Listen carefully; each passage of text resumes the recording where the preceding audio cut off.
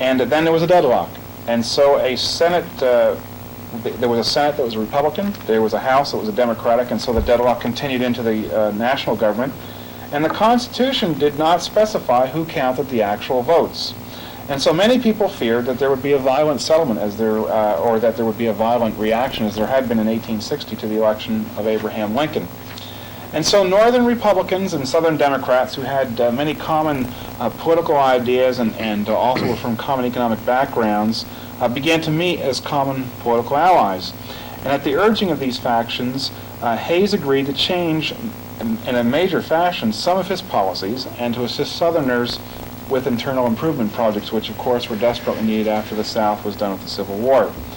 At that point, because now all of these people are talking and trying to strike deals, the Congress refers the whole situation to an electoral commission that was appointed with 15 members who were drawn equally from the Senate, the House, and the Supreme Court, the only time it's ever been done. There were 7 Democrats, 7 Republicans, and 1 independent gentleman named David Davis. At the last second, before this committee was to meet and make a determination, David Davis was elected to the Senate from the state of Illinois. And so his place was filled by a loyal Republican. And of course, you can all guess what happened after that. There was an 8-7 vote to accept the Republican electors' votes. And even with that, backstage maneuvering still continued, and Hayes continued to make concessions to the Southern Democrats. And finally, all of these factors got together, and factions got together, and finally the dubious cause of Hayes prevailed. And 2 days before he was to be inaugurated, the election was finally resolved. But many people consider that to be one of the most deadly elections in our nation's history, and one where the Electoral College and the whole system did not work. It's very, very unclear in the Constitution as to how the process works once it gets out of the hands of the electors themselves. That was what, 1876? 1876, the centennial of our nation's formation. And the final one, and it happened 100 years ago tonight, as it turns out. 100 years ago tonight. 100 years ago tonight, and if we can get our camera back on those results, happened with the election between Grover Cleveland and Benjamin Harrison. And as you can see from our form here, Harrison, Republican, Cleveland, a Democrat. Cleveland essentially carried the manufacturing states of New Jersey, Connecticut, Michigan, and California. And as you can see, Cleveland had a very small majority or a surplus in the popular vote. However, and Harrison won the electoral votes in Indiana, New York, Rhode Island, Ohio, but in many cases just narrowly. And so this was considered by many to be one of the most corrupt presidential elections in history. And as you can see here, Cleveland has the popular vote, but he didn't have the Electoral College vote. And so Harrison went in as the president. Interesting to note that Cleveland came back to beat Harrison again, and Cleveland was the only president, as it turned out, to serve in 2 non-consecutive terms. The job that he had 10 years before he became the president of the United States was the job of hangman for an upstate county, New York. He quite literally was the man who put the rope around the neck, tightened it, and pulled the shutter and let the body drop. So those are the 3 elections when the system has not worked. And though for the most part it has worked over our nation's history, and at least in 1876, there was enough commotion for people to think that it might not work. Many people have said, why do we even need this thing in the first place? Why should we why don't we change it? Because there are several major problems with it. One is that small states and what are called swing states are really overrepresented. And the winner-take-all aspect of the, as you just saw there with the Cleveland and Harrison election, winner-take-all really distorts the equal representation of the voters. And the electorate itself already votes in most cases directly for governors and senators and that sort of thing. So there's a lot of people who feel that the college should just be changed or removed altogether. What's your personal opinion on that? Well, it's hard to say because the answer to it, or the proposal to replace it, would be that there would be an election for the president, and in the case of a vote, if neither candidate received more than 40% of the vote, a runoff election would have to be held, and between the 2 candidates with the most votes. And so all of a sudden you'd have a whole other national election having to take place if there were presumably 4 or 5 candidates. And so as much as I don't like the system, and saw as I was researching today that in 3 times it really worked very poorly, for the other times it has not worked that badly. So, We're getting an awful lot of results. I'd like to bring you up again. There was one. It's all over. Let's go home. Well, I think it's the reason for that comment, ladies and gentlemen, and this is one part of election coverage that I'm not real fond of, but just so we can stay abreast of what's going on in the national networks, I'd like to report to you that according to ABC News, that's national network, they project Bush to be the winner with 271, and remember the key for election was 270, 271 to Dukakis 72. And also, it is mentioned that Dukakis did carry New York State, and I think that was kind of expected that he would. So already ABC News is saying to the people out in California, don't even bother go vote. And Dukakis has carried New York State. Also, some other results, and this was an interesting race. Senator Durenberg, the incumbent, has beat Hubert Humphrey's son in Hubert Humphrey's home state of Minnesota. A little bit of a shocker, Absolutely, I guess. because the Humphreys, of course, had such a lock on Minnesota for all those years. In fact, Hubert Humphrey and the name Minnesota are kind of synonymous, and it's kind of a surprise to see that. But I'm sure that this will not be the last time that you hear from Hubert Humphrey again, or his son, or the son actually. I'm sure, because he was in New York doing some fundraising at some point. I remember this spring. He is far from finished, I'm sure. He's a politician. Absolutely, He'll be with us for a while. Yes, indeed, yes, indeed. Also in the state of New York, it's projected that United States Senator Daniel Patrick Moynihan has won in the state of New York, and I think that was pretty much expected also. I think last time he was elected, he carried it by about 65% We have of the a vote. presentation that we're going to make later on Moynihan and his opponent, who really just was a virtual unknown here in New York. So Now Dukakis seems to be ahead by a small margin in Illinois, and he also seems to be, so far anyway, holding up in Pennsylvania. Maryland has gone to Bush, and Michigan, the state of Michigan, has also gone to George Bush. From our local correspondent, Tom has just had a conversation with Mrs. Walker, I guess about 15 minutes ago. We're trying to reach the Stewarts. We couldn't get a hold of them. This is Gretel Walker, Earl's wife. We're trying to, that's probably the first race that I think will have real firm numbers to report to you. Mrs. Walker mentioned that she thought the turnout was fabulous. They're optimistic, I'm sure, and that she said that Earl is still out at the polls. I think he'll be stopping down here with us, win or lose. And we'll have much more to talk about when Earl does get down here. And I would like to mention also that Barbara and Jack Stewart have been invited to come down and be with us here on Access 8 and talk to you viewers out there, regardless of the race. But we're glad to see the turnout was heavy here in Port Jervis. absolutely. One of the things, Steve, I just want to mention on this electoral college, and that is that there have been efforts as recently as in the last 10 years to abolish the electoral college, and President Carter in 1977 did recommend that. But I think people are afraid to tinker with the Constitution.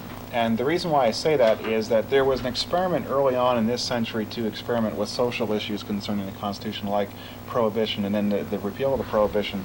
And I think people, in most cases, are reluctant to change the essential mechanics and the essential the things that make it work. And this electoral college is one of those things that has worked for the most part. And the real election the only one that was really questioned was the Tilden Hayes election. And I think essentially that was because of the fact that the politics in the South at that time were so corrupt as it was, because the Republicans were running essentially Democratic states.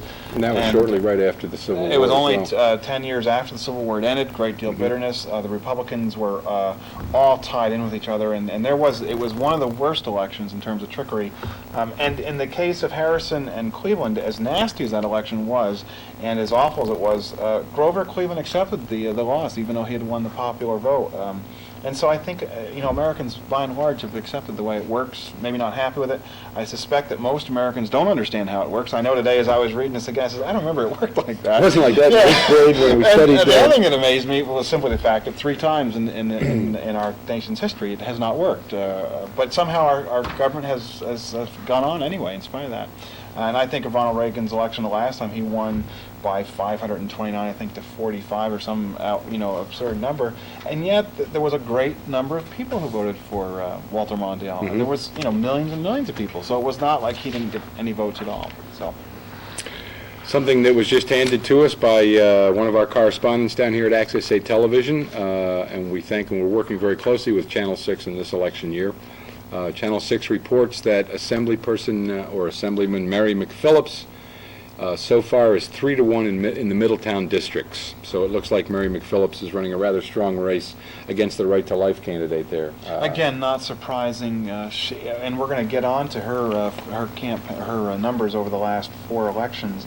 And what you find is that in each election she becomes more and more popular, and that she begins to outnumber and outpoll these opponents that she's up against. So there seems to be an awful lot of loyalty here in our area. I know Ben Gilman, we have no results to report so far this evening on that particular race, but he's been involved for a long period of time. He's, in the minds of most people, done just a fabulous job, and he seems to carry a majority greater and greater every election year. In fact, when we get to our election results, what you will find is that in all 3 cases, the Assemblyman, the State Senate, and the Congressman, the loyalty to those incumbents has been incredible. And the numbers between the opponents, between the 2 of them, are just so different and so huge.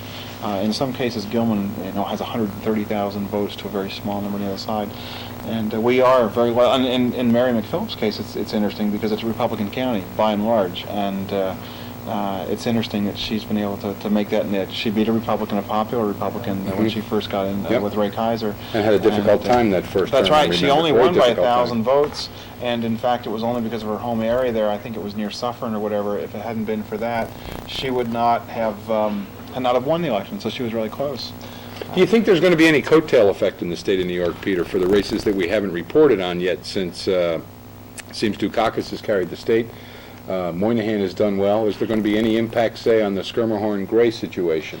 That race, I think, is so unique unto itself, and I don't think that the bigger issues, the national elections or even the statewide elections, are going to impact on that election. I think that election has a whole other personality to it, and people are going to respond to that, not because of whatever happens with Bush or Moynihan or Marion Phillips, but because they're either they're upset with the way Schermerhorn is, or are happy with the way Gray is, or vice versa. And I think that's going to be a unique election that we'll really have no bearing, or have a bearing on, because of these other elections. Mm-hmm. And we have a couple of things here. We have a ballot on our board here, if we can get our camera on it, to show people who are voting. Cameraman just stepped out. I think Okay. we have a visitor. Stay with us, ladies and gentlemen. Don't go away. We're going to stay right here live. I think a visitor has just joined us. I haven't seen his faces yet, but I do hear some talk out in the hall. As we mentioned a little earlier, we have many special features that we're going to be bringing you tonight, not the least of which is Peter Osborne's discussion, and I'll try to join in as often as I can, Peter, on that one, because I have some of my own feelings about negative campaigning and the fact that it is not just something that maybe has come up in the 84 and 88 elections. As Peter will show you later, negative campaigning is something that's been with us probably for more than 100 years. We have some great postcards, some great illustrations that were done in some of the local newspapers and things like that. If we can, do we want to go to the, if we can go right to the ballot there, right Rich, now. and we can show our viewers, that's it right in front of you. We'll try to get a good shot of that for you. This is the official ballot that was in front of you today when you made your vote. The only thing that I see is different, that I added, in fact, is the fact that Barbara Stewart and Earl Walker's name were not listed on the ballot. This is the county-wide ballot, but this has all the things on it that you folks, our viewers here, would have voted on. And of course, this is exactly what you would have seen in the machine. And of course, we can go right down. Of course, in column 1, the presidential campaign, Dukakis and Benson, Bush and Quayle, and then there's a whole host of people that follow after that ran for president that were very minor parties from all over. If you go down to column number 3, we see the United States Senator, of course, Moynihan and Bob McMillan, Republican candidate, and then as you go down that list again, other candidates from various parties, minority parties. If you go over to columns 4 and 5, you see the Justice of the Supreme Court for New York. And then if you go on to column 6, our representative for Congress, which include, you can see there for the 21st District, the state senator for the 39th District, and in fact we have one of the people involved with that race here right now. Of course, Mayor Gray and Dick Schermerhorn.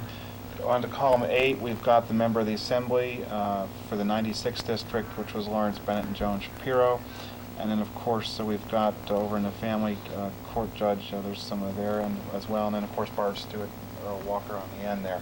And we will keep you posted tonight as the results come in and as the numbers come in as well. Okay. We do have a special guest that has joined us, Art Gray, the challenger for the State of New York Senate seat here against Richard Skirmahorn. Awful glad to have you down. Congratulations. Thanks for coming down. Dan Rather and who? Dan Rather and my alter ego. We're frickin' frags here. Good, good. We're awful glad you came down. How are things going? Well, I just got back from traversing the whole 39th district. I went to Middletown and Newburgh and Kingston and Esopus and Plattekill and Marlborough and all these places, and then back to Kingston and Newburgh and Middletown, and finally back here to good old PJ. Put some miles on the have my little sign here. It says positively Port Jervis. That's 10 years old, but We have to get whatever our camera happens, there, win or get our lose, camera in there. win or lose, Port Jervis has been behind me, and I appreciate it. I We really appreciate understand. it. We understand from some early exit polling that we've been taking locally here in town that the turnout in Port Jervis was extremely heavy. That's good. And we would certainly figure that most of that, or all of that, we hope would be in your favor. or Maybe good they want to part get of rid of me too, you know. Does it feel a little bit like a weight's been lifted off your shoulders now that it's, your effort as far as being out and speaking with people and debating issues and making appearances and things like that quickly comes to a close this evening? Yeah, now? I think the strain will be tomorrow when I won't be doing it anymore. I'll walk up to people and introduce myself, but I've thoroughly enjoyed it. And I would say that if I were to take time off to go back to college for some type of a master's degree, that I wouldn't get the experience or the knowledge that I did here in this I think it's been 5 months. Mm-hmm. And I've met people and their problems. You know, when you're here in Port, we have certain problems, and they're pretty much similar in all the cities. But then in addition to that, as you get out in the countryside, and you find that there's problems on the riverfront in Kingston, and there's problems in the orchards of Plattekill and Modena and Esopus and those places, it revs you up as to what's really going on, because this is a big territory in a big state. And, you know, this area that we're in is like kind of the composite of the rest of the state, in that we are close to the large metropolitan area, and so their problems are our problems. We have the Hudson River in Delaware, and they're dissimilar, but they get used in a different way. And then as you get up and you find that we're really a country area still, we're still country, it's very interesting. And I would I hope that the end result is that I do win the Senate seat, because I would like to go there, very much like to go there and serve. And I've said this all along, and I firmly believe it. With my experience in Port Jervis, when I first came in here in order to help the city, I looked to the federal government for assistance. You know the programs we've been involved with. Yes, definitely. Well, those programs are pretty much diluted or diminished or out. And now communities and people are going to have to look to the state. And we're going to have to look to the state, and the state is going to have to act as if it was a little country taking care of us. And we can't afford, in the country, we can't afford to have the Senate fighting the Assembly fighting the governor. We all have to get a common goal like we did here at home. Mhm. You know, we have common goals. We were down, and we had a common goal to get up and get out. And so if we pull together, we have to do it in the state. And I think with the experiences I've had home and in the county and in the region, that I'd be able to do good. Now, we'll have to wait and see whether I can get Mayor, a chance. what I'd like Rich to do is go up onto our panel here where we have the state Senate districts numbers from the last 4 or 5 years, and they're going to be right here on our side there. According to the polls that I've seen in the local newspapers, the race between you and the senator was very, very close. Yeah. In fact, 2 weeks ago I heard at the Kingston station, I think it was, said that the race, you can see right down here, Mayor, that the races were, it was 33-33 for each of you, and then 33 undecided. And then the Times Herald Record, they had another poll again that came out and said it was even closer. What do you have I mean, you've certainly come a long way. When you look at these numbers from his other campaign there, he usually won in very, very large margins. And so even if you come close to beating him, Nah, that's I- well, I- that's no good. That's no Only good. counts in horseshoes and I- hand I mean, grenades. it's not that it will No, not be no. as close as any, What- or what you- certainly if you beat them, then, Hey, Pete, did you ever play baseball? you know. Right. You have a close game, you get beat by 1 run. It's no good. It still No shows good. in the loss No, column, No, doesn't it? no, no good. You know, Run. we just got a little piece of news in that we'll share with you, and this is from the runners that we have and the people that are manning the phones down here at Access 8's news desk. The Gray is doing well in Middletown. Still nothing quantitative, but I think that's a pretty good sign. I like the Port Jervis game against Pine Bush this week. All right, Last Port Friday Jervis night? is behind by 14 points at halftime. Now I was down 20 points 4 weeks ago, and I picked up 17 points. So I kind of like that Port Jervis attitude. You know, give them a little heart attack before you get in there. But you know, I'm acting very lighthearted here, and actually underneath it all, I'm anxious to see what the numbers are, and scared to see what they are at the same time, you know? Well, Mayor, I It's a- think that all of us, all of us from Port Jervis should be proud that you've run. I mean, no matter whether win or lose, that the fact that Pete, stop you using represent- that word, Well, no, Pete. okay. I have to be even handed He's here. trying If to be I'm a not- newsman. If I'm not, I'm in I- trouble. I- You can I- say. But I think the fact that you've represented us well as a mayor and also certainly as a candidate here, and I think Well. we should all be proud, Republican or Democrat alike, that you've. Well, you you've know, done well for I'm us. glad you used the words Republican, Democrat, because years ago, I got an award handed to me by the acting governor, Mario Cuomo. He was lieutenant governor, as the outstanding Democrat in Orange County. Well, then when I got up to make my acceptance speech, I said the reason, Governor, that I won this Democrat of the Year is because my Republican friends voted for me. And in this area, and in this county, if people don't believe in the man and they just go with the party, it's out and no good. And that I think is the greatest tribute of all.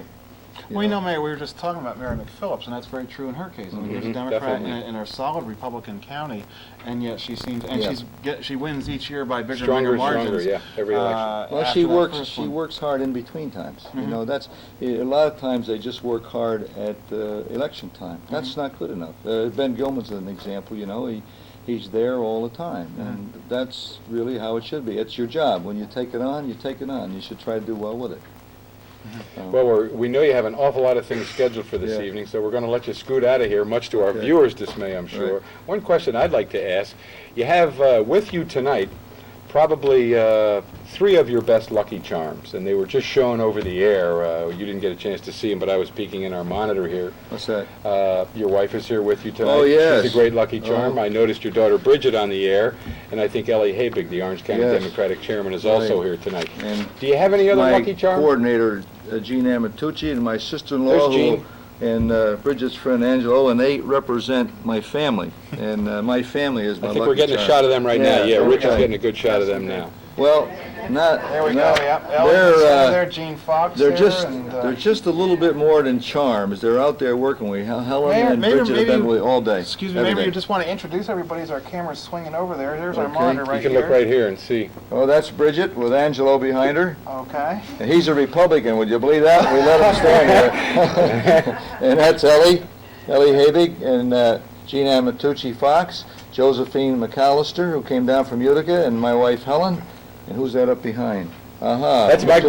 Warden. He would, One of our he would access get it. Another Republican. Another Republican. You know, Mayor, since we had Ellie on the air there, I want to publicly thank her because Ellie walked me through. We met with her about an hour and a half the other day, getting all the logistics of how the votes work, and we've gone through that, how the Electoral College works, and certainly appreciate all her efforts. Thank you, Ellie, for helping us out with everything for tonight. Yeah. Well, before you go, I'm going to send you off with a bit of good news. We did get something, a little definitive anyway, out of the Middletown area, 1st District only, but so far, Gray is ahead 2-1 in Middletown in the 1st District, and our runners are showing that there's lots to report as yet. Wow. That is the first solid number I've heard, and I'm.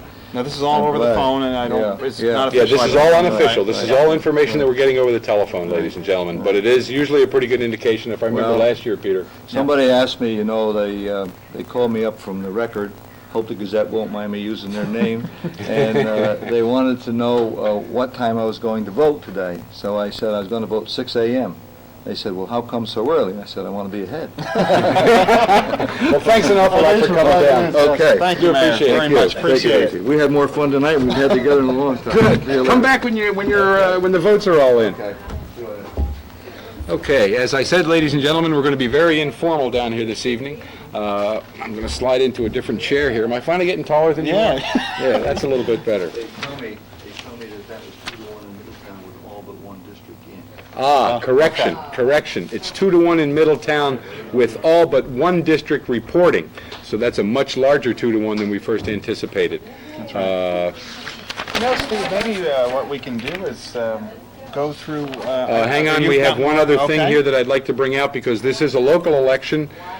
Walker wins the 3rd Ward. It's projected so far. There are no totals in yet, no numbers in yet, but preliminary indications, and keep in mind, ladies and gentlemen, these are as of yet unofficial. We'll be bringing you the official tallies as they get to our desk, but it looks as though Earl Walker, who was the council person in the 3rd Ward and ran against Mayor Gray for mayor last election, has taken the 3rd Ward. But again, we will officiate that and come back to you with full election results on that. Okay. Steve, why don't we take people through how the voting process works? I mean, what happens now after their vote has gone into the machine in Port Jervis or wherever? And if we can get our camera up there on the how the vote works through the system there. Firstly, people have to register, and that was officially closed on October 11th of 1988. Unless you move to the area or change your registration, there's a certain time limit in which you are allowed or not allowed to change that. But if you've lived here for a long time, you have to have been officially registered by the 11th. The next step that presumably most of you took today is you went to the voting booth, wherever it was in Port Jervis, and you reported to a desk, and you identified yourself, and that was verified by your signature on a card. And then you went to the booth and quite literally pulled the levers. After that, your vote is registered mechanically and tallied by the machine automatically. There are no people involved with that or any kind of contact with anyone. Then at 9 o'clock tonight, as we've talked before here now, the poll's closed. And then at that point, the machines print the totals and the final tallies are made, and a report is then telephoned or brought to the Board of Elections in Goshen. And in the case of towns, usually the town clerks will either phone that information in or call it in. In terms of the cities, the members or representatives of each political parties make the report, and then generally now it's done by phone. Okay, the next step after that is that the tallies are sent to the County Board of Elections in Goshen, which they are in turn computerized in a form. And it does not stop there, though tonight you will have unofficial results. Tomorrow morning there will be a recanvass of all of the voting machines in Orange County, and members of each political party and members of the Board of Elections will go back to polling places, and then the votes will be reconfirmed. If there are any discrepancies or if there are any problems that are left unresolved, which happens very, very infrequently, then they are resolved by the Board of Elections. At this point, also the absentee ballots are counted, and then at that point the official tally is made and the results are considered final. There's just 3 other steps to that process because we have a presidential election here, and that is that your presidential electors then will go on in January to vote for the president, and then of course in March of 1989 there'll be the inauguration of the president. What I thought we would do, Rich, if you can go right next to that, there's an absentee ballot there. Most people vote in that standard fashion. They go to the polling place and vote. However, as many as 5% of the people will vote by absentee ballot in an election. And usually these people are people who are confined because of illness or handicapped, or perhaps they'll be out of the country or out of town or out of the state where they live. And what you have right in front of you now is the application that's made for the absentee ballot. The process works like this. You must make an application 7 days prior to the election unless an illness prevents, in which case a special application can be made. Then the Board of Elections will check the status of you and see if you've, and that's what all that information is that's required there, the duties, the occupations, business, study, and all that sort of thing, and whether it's due to illness or physical disability. And then after that, the form is mailed back to you, the actual voting form, which is an identical copy to the ballot that you've seen before, however, it has little check boxes on it. That form is sent back to the Board of Electors. It's opened and verified there at the Board of Elections, and the sheets that you vote on and the envelope that it comes in are not kept together so that no one ever knows who the votes are. Just the totals are verified and checked. And Rich, if you go up just to the top of that application, to the envelope there, this is the official envelope, that the statement that the absentee voter has to make. He has to sign it saying that he's actually made the vote, and that there's two people who witness it as well, and of course it's dated. This is a standard form that's generally used. And so that, Steve, is how the voting takes place. Peter, I want to tell you that was such a magnificent segue, because we're going to use that absentee ballot, and I'll mention it in just a second. Earl Walker, who is just in from the polls, says he believes the count, and again, this is all unofficial until we get the official tallies, ladies and gentlemen, but believes the count in the 3rd Ward is 21 votes in his favor. And he also mentioned that he feels that that's a little too close for him to want to claim victory. There still are absentee ballots, and you just saw examples of them, and explained very well by Peter, and shot very well by our cameraman Rich Wilson down here tonight. Dick Gill is also running camera for us. Those absentee ballots still have to be counted. So far it looks as though in the 3rd Ward here in Port Jervis, Walker seems to be ahead, again unofficially, by approximately 21 votes. Mr. Walker also expresses sincere thanks to the City Democratic Committee for turning out voters and running a very, very effective campaign. And to his opponent, Ms. Barbara Stewart, he gives much credit and says that she ran a very good campaign. But again, it looks as though Earl has won again in the 3rd Ward. That still is unofficial at this point, and we will be bringing you the actual official totals. Okay, some other facts that I think will be very interesting to our viewers tonight. We've been mentioning the strong turnout that we had here in Port Jervis. We mentioned a little earlier in the program that according to the Orange County Board of Elections, there also seemed to be a rather heavy turnout throughout Orange County. It seems at this point, and we do have some numbers on that 89% of the eligible voters turned out in Orange County. That's a rather strong number, isn't it, Peter? Absolutely. 89% of the voters in Orange County turned out today.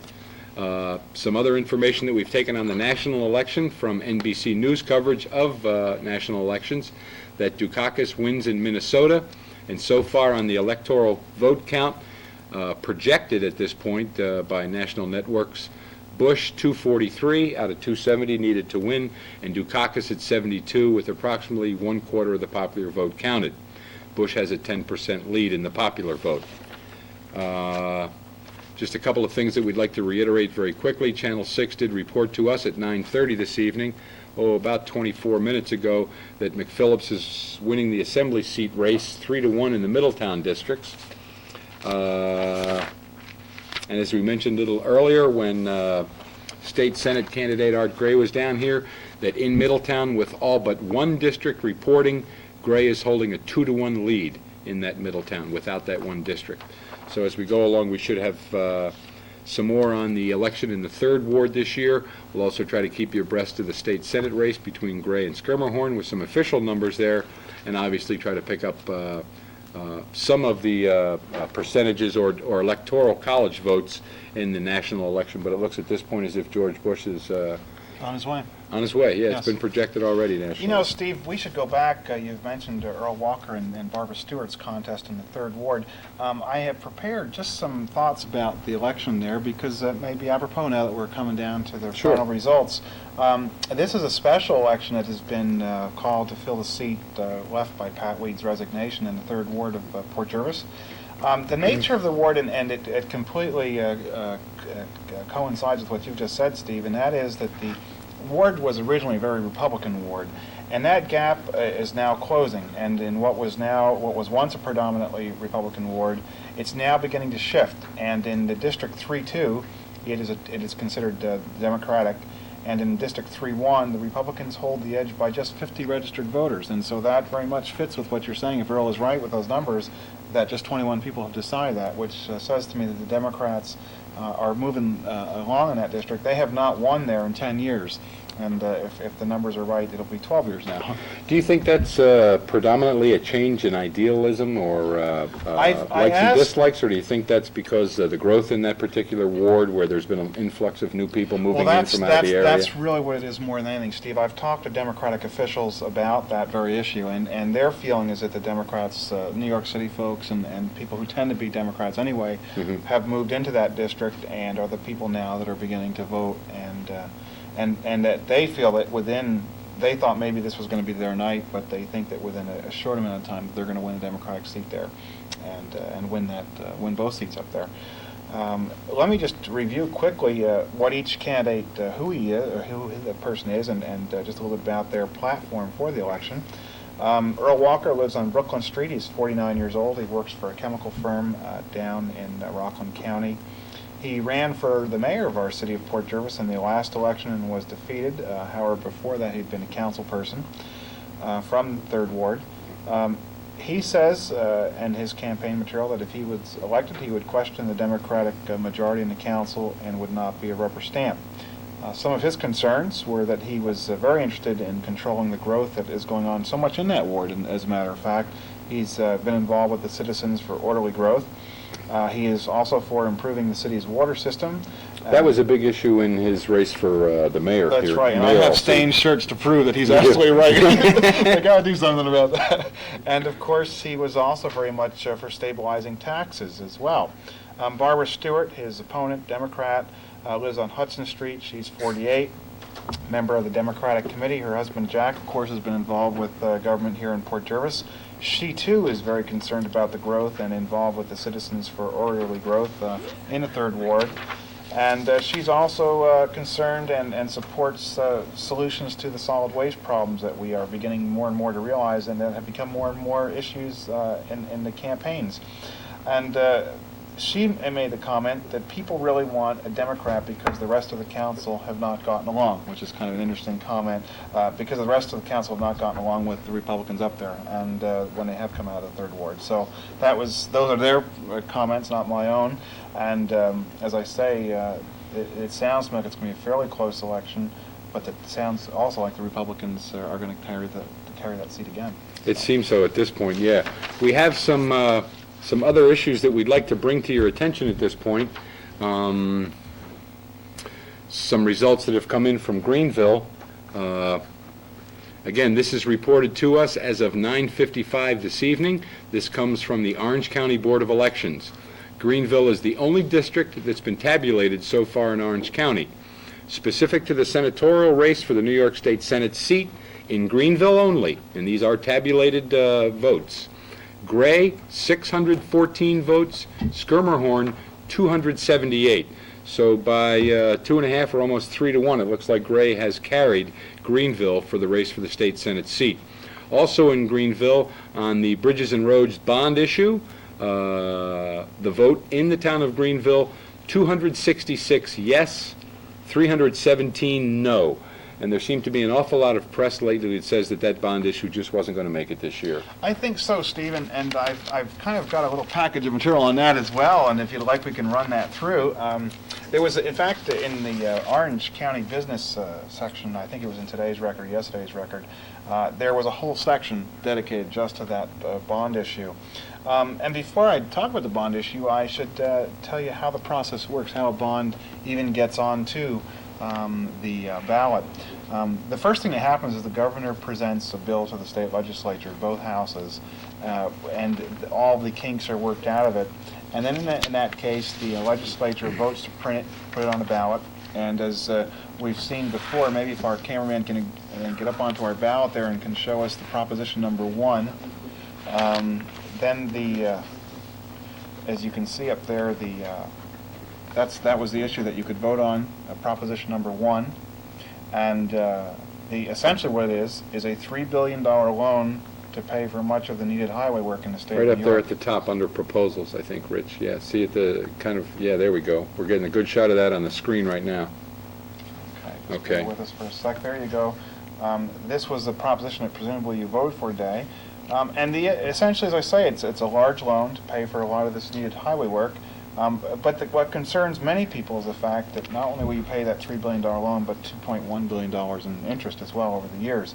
And the arguments have been raised about this issue, and this is not the first transportation bond issue to come before the voters, but the arguments that have been raised is whether the gasoline taxes and registrations should be raised so that a regular dedicated highway fund, a regular process in which our roads could be taken care of, could be done without incurring this kind of debt. And it's a very, very hot issue. It's almost a usage situation if the gasoline's taxed. That's and right. Theoretically, And we're all people that paying use, it. That's yeah. right. Mhm. And one quote came today to me, and one person said it's just a boondoggle of immense proportions. That's, of course, the side of the argument that says that we should have this dedicated highway fund. However, on the other side of the issue is the fact that in this year's state budget there is going to be a $1 billion deficit, and that there will be indeed a deficit in next year's budget, and that the state faces these critical highway problems and critical needs in getting some of this road work done. This is not the first, as I said before. In fact, in 1983, a bond issue was also voted upon and approved, and now that is just about used up, and the work is complete underneath its authorization. But what's kind of interesting to me, and again it makes this such a difficult and tricky proposition, is that of this $3.1 billion that's going to be allocated for this bond, we've got 1.6 that's been earmarked for projects, and the remainder will be allotted as agreements are reached between local and state officials. As agreements are reached. Right. So there's a $1.4 billion that still has to be dealt with. And as a taxpayer myself, what concerns me is how this money is going to be spent, how it's going to impact on us locally. In our case, to the best of my knowledge, from what I can find out, there will be no work done in Port Jervis at all. There will be some repairs to Route 84, some to Route 211 along between Mount Hope and Middletown. There will be more work done in Middletown where 2 lanes will be added to Route 211 to eliminate some of the congestion. And then at Goshen, there will be 3 interchanges to be replaced along Route 17. And in all, the Mid-Hudson Valley will get some $421 million, $250 million for state roads and bridges, $161 for the reduction of congestion, and then $10 million for local bridge repair. But we here in Port Jervis will not in any way benefit from that, except for maybe the repairs that may be done on Route 84. And in conclusion on this, I just need to mention that there have been 7 transportation bond issues in the last 21 years. 4 have passed, and 3 have not. So if this does not pass tonight, it will not be the first time that a bond issue has been thrown down. And the final reason, and I guess it's what is so compelling to the governor and to many in the legislature, is that New York has 1,600 miles of road that is considered in poor condition, and 7,400 bridges that are rated in unacceptable condition. And I think when we saw that thruway bridge collapse not too long ago last year, that was a major factor in wanting to get some of this money in line. Peter, do you think that one of the reasons why these bond issues in many cases don't seem to have much success is because people, when they actually go in to vote, the newspapers are filled with comments by people that are running for office, negative or positive. There's never as much press on the bond issues. They don't seem to make very interesting reading, to be quite frank with you. Yeah, I would say that, except that in this election, and at least in the coverage that I saw of this election, I think almost every candidate took a position on the bond issue. And I think that that's not always the case. I remember that 2 years ago they had a bond, the EQBA Act of '86, that was given to parklands and other things like that. And of course people supported it. But in this case, a lot of these, like Skemhorn, like Mayor Gray, and Packingham and McPhillips, all made comments about it, for or against, but they were very clear in their comments about it. So it was there for the people to read. Yes, yeah, I was, in fact, I have my clippings here on it, and it was not just shuffled away in the background. It was very much discussed, and I think it's because it's such a pressing issue, and the fact that we do not worry about our roads on a day-to-day basis. We have the state budget that we do have just doesn't take care of all this. And I mentioned that fact because the only official tabulated results that we have so far this evening, ladies and gentlemen, were from the Greenville area on the Gray-Skirmahorn race, and I think we reported earlier that in Greenville, Gray has won 614 votes to 278. Now, if you add those two up, that's approximately 900 votes that were cast for the state Senate seat in Greenville. When you count the yes-no votes on the bridges and roads bond issue, 266 yes, 317 no. That's what, approximately 583 against the 900. So there's a shortfall of about 300 and some voters, or almost 30%, that did not vote for the bond issue. I think, Steve, a lot of that has to do, too, with the placement of where it is on the ballot. I remember, I think it was in the last citywide election, John Olenek's name was in the columns here, but it was way to the outside. And somebody said to him, don't put your name out there because people don't read out that far. And I think it's the same kind of thing with in our act here as we saw before with the camera there. As you can see on the ballot, the proposal's up on the top there. It's away from everything. And people's eyes are caught to these, sure. Hold that up right there. Sure, your eye is caught actually to here where all the levers are, as opposed to the proposal, which is up there. And of course, you have the other problem of it being this complicated thing, and I think that most of us, when we go to the polls, just simply don't read that. And here we've made up our mind that we're going to vote for Dukakis or Bush or whomever, but this is a thing that somebody has to sit there and actually read. And I think that when we go into the booths, we're somewhat reluctant to do that. We've kind of made up our minds before then, and maybe don't care. And as you say, the numbers just are not there for people to vote.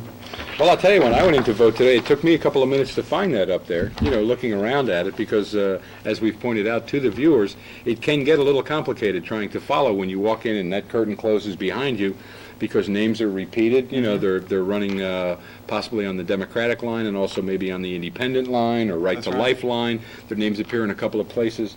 And I think to voters who really aren't that sure as to what they're going to see when they get in there, it can be a little intimidating. Absolutely, and the placement is just so crucial. And as I just said with that other election, people have a habit of not wanting to go to that part of the ballot.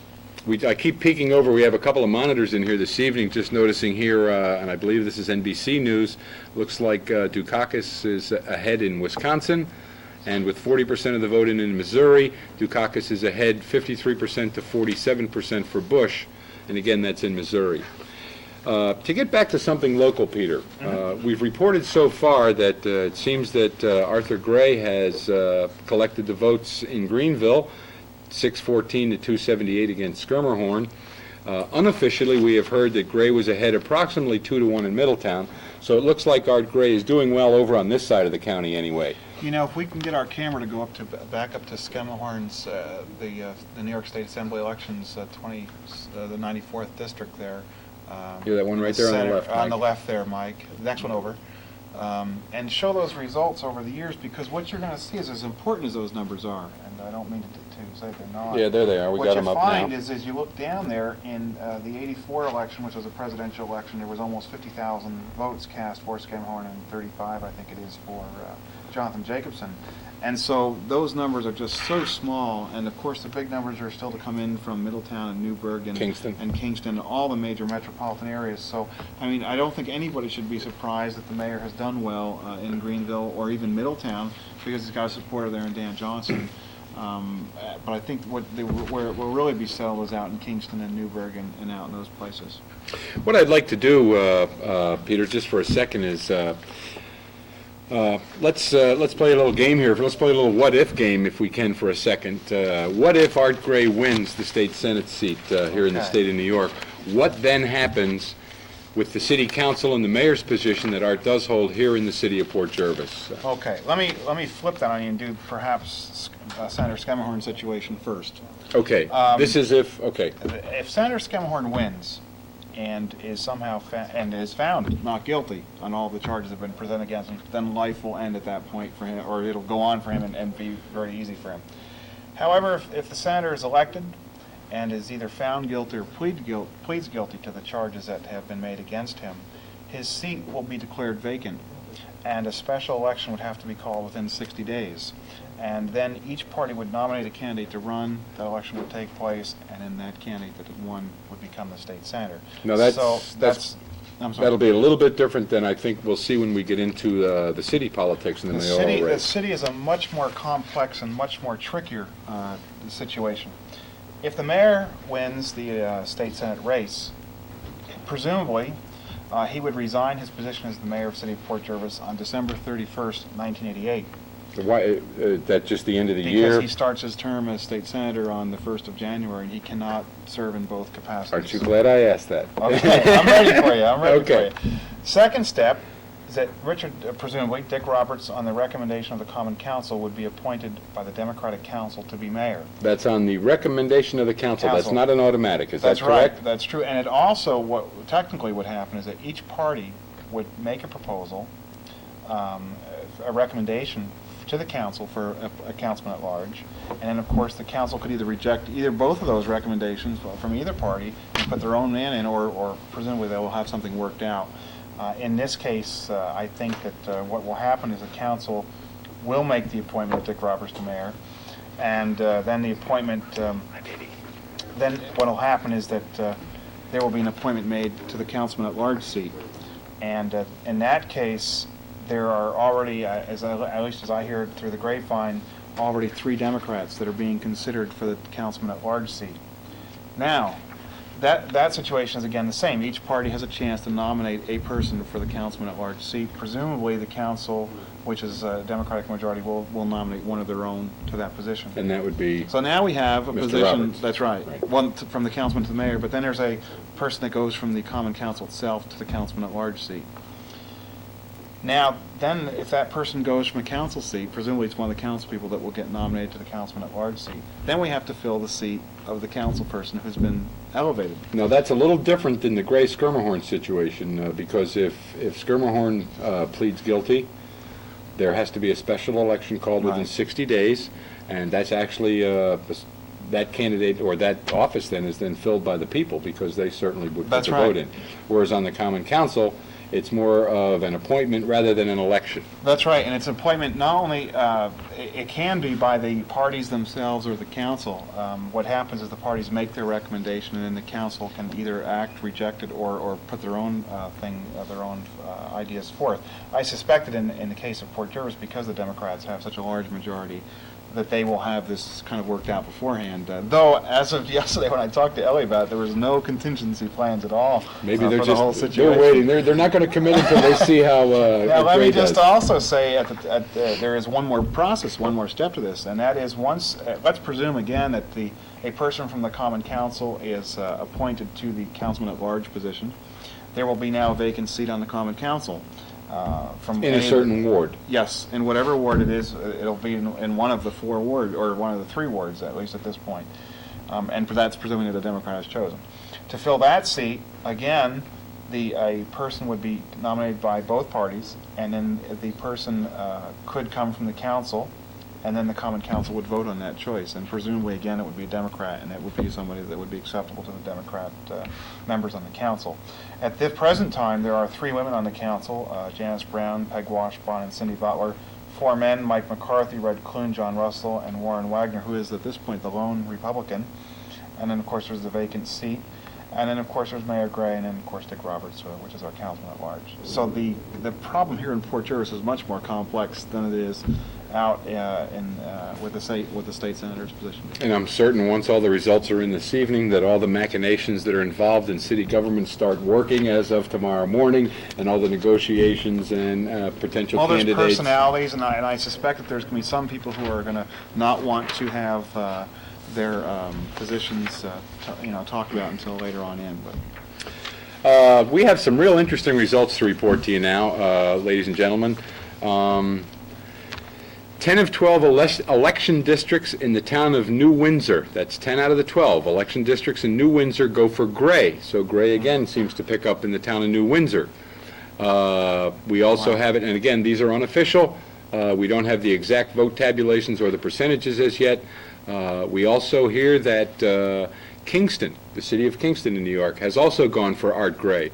So looks like Skirmahorn's on the ropes a little bit here. I think But so. we still have those big districts. Yes, but I think that with Kingston, because Art was really a relative unknown in Ulster County, and he has spent a great deal of time there campaigning, and I think that shows well for the work that he has done up there, and has really paid off for him. And New Windsor, of course, is not that far from Newburgh, and many of the people who took out ads in the newspaper were from Cornwall, New Windsor, over that way. And so I think that's a major sign of what's going to happen tonight. I think that there's a good chance that if Art is doing so well in those areas where he was unknown, that he may do well again in Newburgh. So we gain a senator and lose a mayor, possibly. Yes. This is a real hot news flash that I'd like to get out, and this is relative to the council seat that is in the 3rd Ward here in Port Jervis, New York. We mentioned a little bit earlier that it seemed, at least unofficially, that Earl Walker was ahead after the polls closed by approximately 21 votes, and that did not count all the absentee ballots.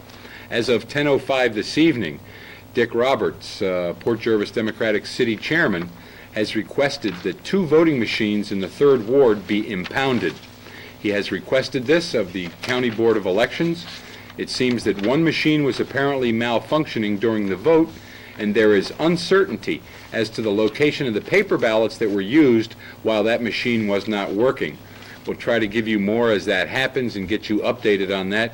But again, to repeat, here in the 3rd Ward in the city of Port Jervis, Dick Roberts has requested 2 voting machines in the 3rd Ward to be impounded because there apparently was a malfunction in one of those machines, and there is some problem, I guess, as to the location of the paper ballots that were used when that machine was So I malfunctioning. have to presume that our viewers then are happy that I went through that whole process and explained how that works, because now what normally would happen is that this whole process gets kicked in of when there's a discrepancy or when there's something that's wrong. And in this case, the Board of Electors and members of each party will come over now and overview the situation and review it and get some kind of a determination. If they find, of course, that there was things that were just missing completely, I think what may happen is that there may, revote? there might be a revote altogether. That's if they can't If locate the those. tapes see what happens is it's all tallied on a piece of paper in the back of the machine, and if all that is gone, or part of it is gone, or it's ripped or been somehow tampered with, that will change. There might be a question on those paper ballots, That's too, right. because any time a machine goes down. We had that same problem, and I'm not sure which ward it was in. Do you recall?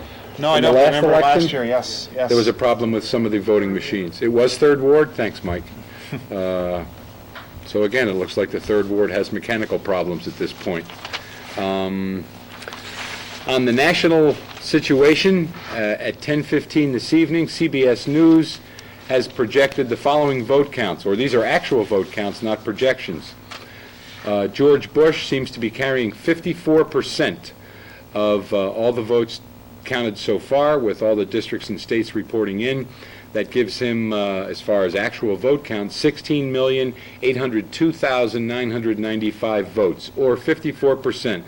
This is a national vote count with 34% of the districts counted. Dukakis, by the same token, has 46% of the vote, and his vote count is 14,128,380.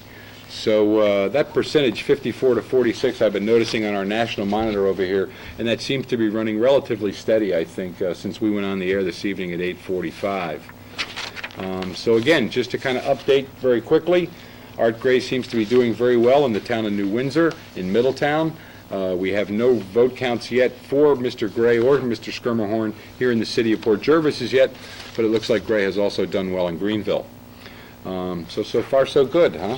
Talking about the presidency, I have another one of my tidbits here. You And, are just filled with things this evening. You're carrying me, Peter. I'm so glad you're here. The New York Times in 1960 endorsed John F. Kennedy for president, and which was surprising since the paper up until that point had usually supported Republicans. However, after the election, and this is a very famous thing that you hear in the New York Times being advertised all the time, Kennedy remarked that, in part at least, I am one person who can truthfully say I got my job through the New York Times.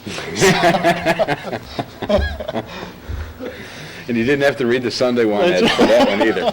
That's right. And my Janice will be real happy with that. She was a big JFK fan as well.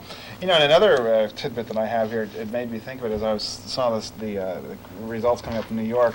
Martin Van Buren, who was governor of New York State and also the president as well. However, when he served as the vice president, he presided over the Senate, which is the function of the vice president, wearing a pair of pistols because there were such frequent outbursts of violence, and he quite feared for his life. So. Anyway. Well, that brings us into another issue that I think has gained a lot of attention nationally this year because of the national elections, and also a lot of attention locally because some of the local elections seem to have had some problems, and that is negative campaigning, Peter. Mm-hmm. The whole issue of negative campaigning. I think locally, ladies and gentlemen, we can probably throw into that category of negative campaigning the Gray Skirmerhorn situation. I have heard it said that Gray initially started out to be the gentleman, to be the nice guy, to not bring up issues that the newspapers and the media were reporting on relative to indictments for Senator Schermerhorn. And it seems that by not coming out and actually going for the throat, so to speak, that he wasn't polling so well at that particular point. And it seemed that when he started to bring out some issues in some of his campaign literature, and when those particular issues were brought up in public debates, and Art had a chance to kind of banter back and forth with Dick Schermerhorn, that Art seemed to be polling a little bit better. Bush Dukakis. Everybody says Dukakis got off to a late start. I should interrupt you on that. I talked to Democratic officials and Republican officials about that very issue with Senator Schermerhorn and Art Gray. And I raised the same thing with them, the same issues as to how it got started. And by my conversations with them, the impression that I have is that the mayor and Dick agreed not to get involved in that kind of thing. And the mayor essentially only started to use it as a campaign issue when the senator himself began to use it as an issue himself, as a perhaps an attempt to get sympathy for his own situation. And Ellie said to me very clearly that they had no intention of using that until the senator himself brought it as a campaign issue. But what I think, but I don't mean to interrupt you, and I absolutely agree with you that it was a negative thing. And what it startled me, I think, was the mail that we got when it said that there was these huge, massive headlines as you open the brochure saying Schermerhorn indicted and all that sort of thing. But it has been really, as President Jimmy Carter said, one of the nastiest campaigns in his memory. Not Gray Schermerhorn. No, nationally I'm we're talking sorry. about. Yeah, Okay. sorry. And you're absolutely right. It's been a terrible election for that. And as the polls have said nationally, and I think as people have said locally, they're very, very unhappy with the way it was done. But we've almost kind of asked for it. I mean, we watch television. We make the media so much of a part of our life, and we've almost kind of set ourselves up for that.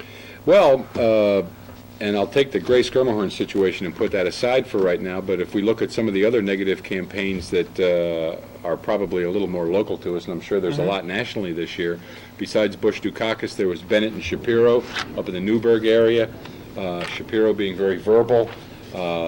They both challenged each other on a number of occasions. Bennett would not debate. He wasn't going to debate with her at all, and they were bringing up what I call trash can politics, things that really didn't pertain to issues. There was Dawkins and Lautenberg, and I think all of us here in the Port Jervis and Deer Park areas just had a television full of why Pete Dawkins moved in here, and Mr. Lautenberg's name was spelled wrong, and things that really weren't the meat of why you would consider a certain candidate for an elected office. Also up in Connecticut, we mentioned a little earlier that Senator Lowell Weichert, the incumbent, the three-term incumbent up in Connecticut, has been soundly defeated by the district attorney up there, Mr. Lieberman, and that was also a bit of a dogfight and did have quite a bit of negative campaigning attached to that. But Steve, it's... Oh, excuse me, go You ahead. know what gets me the worst, though, Peter? We sit here and we talk about this. We hear on the newspaper that people they've reacted negatively to the negative campaigning. It has worked. I think It incredibly has so. worked. Yes. That's why I said earlier we'll throw out the Gray Schermerhorn situation because it looks like that hasn't worked so well. But it seems he who threw the first piece of mud, in most cases, seems to be doing very well in this year's elections. There's some truth to that, and it depends on how you argue negative campaigning. If you're on the receiving end, you're going to say, it's terrible because I'm getting this stuff thrown at me, the mud thrown at me. However, if you're on the giving end, you're going to say, well, I'm just showing what the person's weak points are. And though I think that this year it has taken on a much nastier tone than it ever has before, negative campaigning is as old as our nation's elections are. And in fact, if you compare it over 200 years, what you would find generally is that we're much tamer than they were now. I mean, in George Washington's time and Thomas Jefferson's time, you could make libelous, slanderous comments and walk away from it and not get sued. That's simply not the case anymore today. And I remember in one of Jefferson's elections, there was rumor that one of his slaves had a child that had red hair and was black, and that was very prominent in the campaign. And no one ever thought that wasn't the proper thing to say in the campaign, and it was very widely published and used. And in fact, there are still books being written about that campaign that still try to prove that simply was not the case, that Jefferson was not there on the plantation when this all occurred. But Negative campaigning is something that goes as far back as anything. And it has happened on the national level, on the local level, on the statewide level. And I suspect it's tamer now than it was 100 years ago. What I find interesting is the fact that the media has chosen to use the term negative to describe it. I'm not sure that it's negative. Well, and that was my point before. If you're the butt of it, or if you're the target of it, you say it's negative. If you're given it, you're saying, well, I'm just pointing out what the guy's bad, what his faults are. So it really depends on what position you're in, and of course, who your media advisor is. Too, Exactly, as well. exactly. And it seems that the media advisors and people that run campaigns and everything are certainly very keen as to what a visual media like television can do, and what it can present a candidate as, and have him pictured as. And I think George Bush has used the same people that Ronald Reagan used in 1984, and you can tell that in his ads, and they have been very much in an attack mode. And though he would not say that, he would say, well, I'm just pointing out the faults of my opponent. But they are very much in that attack position, and they have been very effective. And I think that one of the reasons why Michael Dukakis may not have done so well is simply the fact that he responded to the issues that were raised by Bush, like the Willie Horton prison furlough thing, much, much too late, and just did not get his side of the story across. And I think his own people internally have probably said the same thing, though that, of course, it's not matter of public knowledge. But they just did not respond to it quicker. And I think it's just going to be the way of the future in terms of campaigns from now on. It's something that's going to just be a part of our campaign. And I think, because what happens, it's just like in the Democratic National Convention.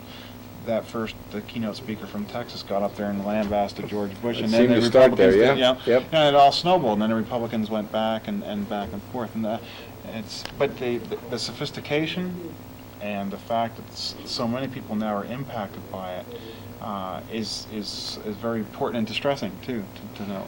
So. And another thing that kept coming out in the media, besides the maybe some of the negativity, was how the media presented the candidates. I mean, there were many comments about Michael Dukakis' size, and I'm not quite sure if that has any bearing on one's ability to be a president or not, regardless of political party affiliation. That's right. Or George Bush being a little bit wimpy, And the other thing, you go back now, and this is not to excuse what Gary Hart did, but Gary Hart fell prey to that. Joe Biden fell prey to that. And Dan Quayle fell prey to that. And I'm not the media played and has continued to play a very, very important role in the election of our presidents, and has really, I think, from my own personal point of view, and I'm not allowed to say that on television. No, you are. This is access television? Is that it has become so important now that, like our election results here are going to were announced before 9 o'clock, and yet in California it's only 5 o'clock or whatever it is, 4 o'clock out 6. there, 6 o'clock. And so all of a sudden people see on national television that the president has been chosen. Why should I vote? Well, in the case of 1976, when Carter and Ford ran, there were a number of very, very close congressional races that were decided in favor of whomever, and everyone fell out there. That was in part because of the fact that there had been this closing of the polls, so to speak, because the media had made this prediction very, very early on. So it's, but I absolutely agree that it's had a tremendous impact on the way. We have a couple of other things that we'd like to report. We also will be continuing with this whole issue of negative campaigning. Peter has brought an awful lot of material here that we'd like to share with you this evening. We're going to have our cameraman come around and try to get the camera up against the board that we have here, showing a lot of cartoons, Yes. Pieces out of the press. But while he's getting himself set up, I'd just like to report some of the following. Andrew Bavona has won his seat as Orange County Family Court Judge over Mr. Spindell. Again, that's Bavona beats Spindell for the Family Court Judge here in Orange County. And I think Spindell is the one who has been acting judge for 6 months. So in a sense, I guess Bavona has beaten a semi-incumbent at that point. Well, the only thing, too, Steve, is that the Orange County, I believe it was the Orange County Bar Association, endorsed both of those candidates and said that either was worth voting for. So I think that in our case, the justice has been served in the fact that we've got two competent people there. Also, and this is as of 10:20 this evening, and this information comes to us from the Orange County Board of Elections, with 26 districts reported. These are 26 districts that are in and the vote counted. Gray is leading Schermerhorn 6,620 votes to 4,485. Again, Gray over Schermerhorn, 6,620 for Gray, 4,485 for Schermerhorn. That's with 26 districts reporting in, and that information comes to us and to you from the Orange County Board of Elections. I don't see percentages there. I'm not quite sure how many districts make up the whole total, so I can't really reflect or relay to you folks exactly what percent that 26 represents. So we're not quite sure how many we have yet to count. Okay, why don't we go on to We'll negative? get into that campaign? negative campaigning. We have some Okay. interesting things here that we'd like to share with We the can- viewers. As you've been mentioning, Peter, this is certainly nothing new. Oh, absolutely. This is not something that started in 76 or 80 or 84 or That's even right. this year. That's right. We'll get our cameraman to go on to number 1 there, and this is one of the very earlier campaign posters of that period. This is from the 1840 presidential campaign where William Henry Harrison and John Tyler ran against, as it turned out, New York's Martin Van Buren.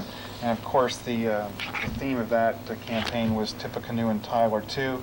There was even talk of giving out a pension and a gallon of cider to each of the people who voted as well. This criticism, this idea of negative campaigning, is just very typical in this period's literature. You can see here, on the left-hand side, it says no standing armies of 200,000 men. There was a very, very heated discussion at that time about standing armies. In fact, our nation actually at that time didn't want to have a standing army, and so that was a very, very important thing. And then on the right-hand side, you see it says a protective tariff. It kind of is blurred out there. But that was a very, very popular political idea at the time. Of course, in the bottom there, it says Old Virginia, and where it says speak out in the, I can't quite read that there, but anyway, that's very typical. Interesting story about William Harrison. He died less than 1 month into office. He gave a speech on his inauguration day, caught a cold and died a month later, so he was finished. And John Tyler took over after him. Our next one, number 2, That's immediately to the right there, yeah. is from the 1848 campaign of Zachary Taylor. This is an interesting picture because in this case there is this is a picture of Zachary Taylor in the chair there on the right-hand side, and it actually is a phrenologist, a person who studies the brain, to see if Tyler's skull if there could be found in Tyler's skull his true political ambitions. At the time, he was a very, very wishy-washy person. He had become famous because of the 1848 campaign in the Mexican War, and had become immediately popular after the Battle of Buena Vista. But the campaign was, again, a nasty campaign. He personally did not like politics and was inexperienced in the statecraft. When he made comments, he didn't think about their political ramifications, and so many were not even sure where his political feelings even stood. Okay, our next one over is from the election of 1880, an election in which James Garfield was a participant. This picture, and I'm sorry for the blurriness in the letters in it, but this was another election, kind of a nasty election.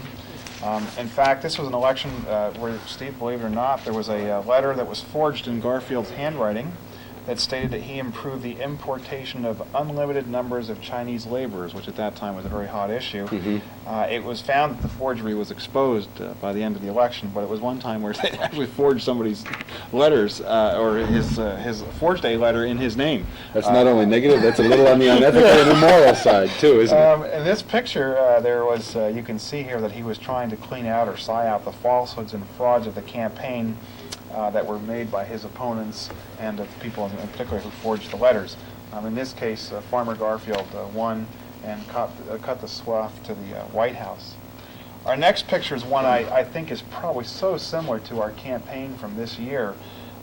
There have been many accusations that George Bush did not feel for his country and that Michael Dukakis did. And in this case, this campaign poster is one of the earliest. This is from the 1844 election where James Knox Polk ran for president. And as you can see, Henry Clay says that he felt for his country, and as you can see below that, but Polk would stop our water wheels. And of course, Clay was a main supporter of American industry and its expansion. However, Polk was a great supporter of the western land expansion, and in this case, Polk won this election in spite of these in spite of this In campaign. spite of stopping the water wheels. We're going to take a break there Oh, for a I'm second. sorry? Okay. And let our cameraman kind of adjust himself and get down to Number 5 there. number 5. We have a couple of things that we'd like to report to you right now. Let's see, these are as of 10:25 this evening. First of all, at 10:25, and this is from Barbara Stewart, who is running against Earl Walker for the council seat in the 3rd Ward here in Port Jervis. And this is from Democratic headquarters. According to Barbara Stewart, she feels that she sent a message to the voters of the 3rd Ward in this election. It was a great race, and it is still a race.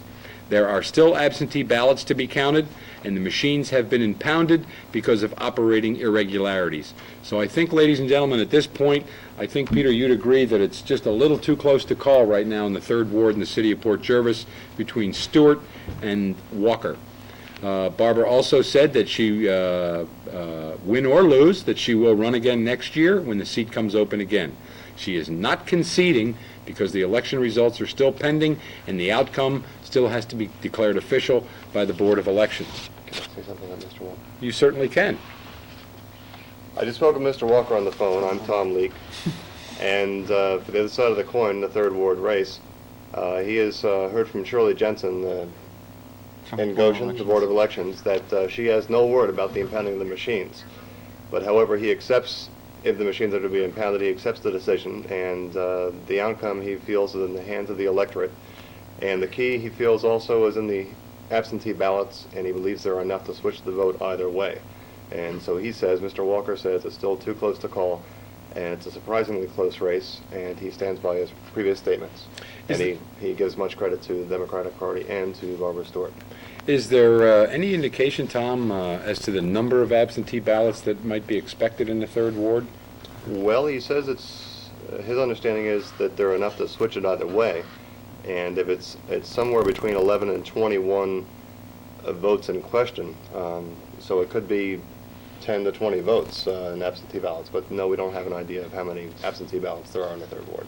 Okay. We should introduce Tom as our main contact person with all of the Board of Elections and all of our local, and has been making all the phone calls and slipping us the notes. And Tom, we appreciate your help here tonight. My pleasure. He's the unsung hero because we don't ever see you on the screen. But thank you very much for your efforts. My pleasure. You know, He was kind of conscripted very quickly there. I'm not quite sure, Tom, when he came down here, he thought he was just coming down for pizza and some soda, I think, but we put him to work. We were talking, Steve, about that absentee ballot, and again, here's something that usually matters in only 5%, or only happens to 5% of the electorate, and may play a very important role in the decision of that 3rd Ward election. So. Well, it looks like at this point, Peter, according to all 3 major networks, the presidential election is over. George Bush has been elected. The count that has been projected as of 10:35 this evening, which is roughly 3, 4, 5 minutes ago, George Bush with 279 electoral votes, and only 270 are needed to win, and Michael Dukakis, 72 electoral votes. So that one's just about over. We have a note here from that Tom picked up from Gray headquarters at Wine and Roses Restaurant. There at 10:25 this evening, a Gray spokesman, Bob Mann, says things are very upbeat at the Gray celebration. The mayor is not ready to claim victory, but is very positive about the vote and thanks all the voters out there for their support. So that one at least seems to be going Gray's way. I think I find it rather interesting that the tightest race of all seems to be right here in our own backyard, right in the 3rd Ward. That's right. Okay, this was just handed to me by another one of our folks down here, Janice, and I've been told not to mention her last name, so I won't do that, but Janice is here this evening also getting, she's basically taking care of the Gray Skirmahorn situation. Arthur Gray is winning everywhere. Won the towns of Esopus, Marlborough, which is up in the Kingston area. We mentioned earlier that he has picked up Kingston. He's picked up, it seems, New Windsor and Middletown. There's still no results in on the Port Jervis vote for either Gray or Skirmahorn. Let's see. No votes so far on the bond issue in Orange County, but I think we're getting a little bit closer to that particular one. The vote is no, okay? A no vote, that's what that is. So it looks like the Bridges and Roads bond issue in Orange County has been defeated so far. And again, we will make that official once we hear some official election results that come into us. I'd like to take a minute while we're here, just a little breather before we get back into this negative campaigning situation.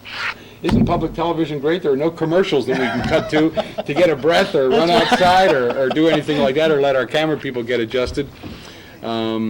But I would like to just mention again that all of us down here at Access 8 Television are all volunteers. We do this because we, first of all, I think genuinely we all enjoy it. Secondly, we really feel that we're doing and providing a benefit and a service to all you viewers in Port Jervis and the town of Deer Park. I'd like to give credit to a few people. Tom, we've already mentioned tonight. Janice is helping us out.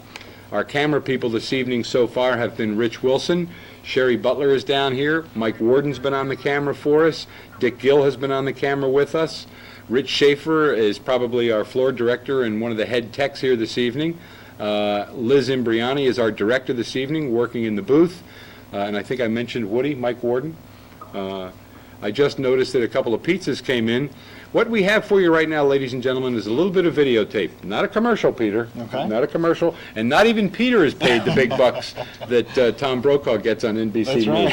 He does this because he enjoys it too, and as you can see by the amount of effort that he's put into it, it's made this particular broadcast Well, thank you. very, very interesting, and if you viewers will recall, last year I think you did an excellent job also. We're going to take probably about a 5 to 10 minute break. We have a nice video clip that we'd like to show you of some scenes from around the area that Rich Wilson shot for us.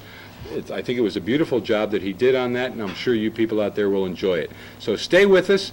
We hope to have... finish our negative campaigning. We're going to finish the negative campaigning. We're going to keep you updated on the situation in the 3rd Ward as it becomes available to us. We'll try to get some hard numbers in other areas for the Gray Skirmahorn situation that we haven't reported to us yet.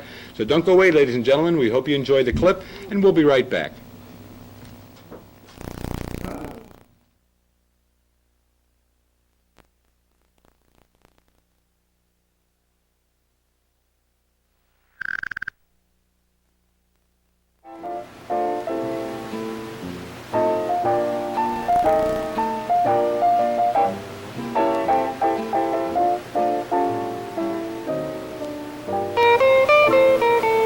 Watching Access 8 TV from Port Jervis, New York. For you, Port Jervis and Deer Park.